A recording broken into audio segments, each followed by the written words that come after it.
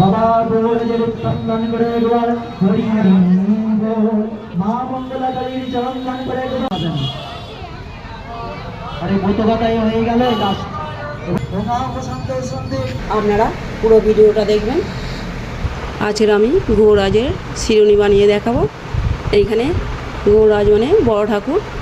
শিরুনি বানাবার জন্যে কলা, নারকেল কুড়ো, ময়দা, আখের গুড়, আদা কুচনো, সিদ্ধি, এলাচ, বাদাম, কাজু, কিশমিশ, 5 রকম ফল দান করব, তার জন্য 5 রকম ফল নিয়েছি।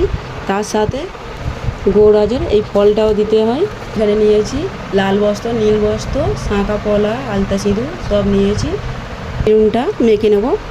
এইখানে 5টা কলা নিয়েছি, আমি 150 ময়দা করব। 5টা কলা নিয়েছি।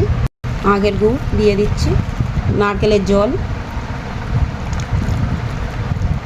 কর্পূর দিচ্ছি অল্প করে, আদা কুচনো অল্প করে, ঘি, মধু অল্প করে, সিদ্ধি, 1 পিস এলাচ, নারকেল কুড়ো, ময়দা, বাদাম দিয়ে দিচ্ছি।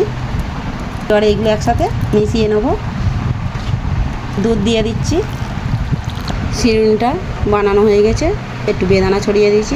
গৌরাজের শিরুনিটা বানানো হয়ে গেছে। এই ভিডিওটা ভালো লেগে থাকলে শিবানী কুকিংস ব্লগে সাবস্ক্রাইব করবেন ও লাইক দেবেন।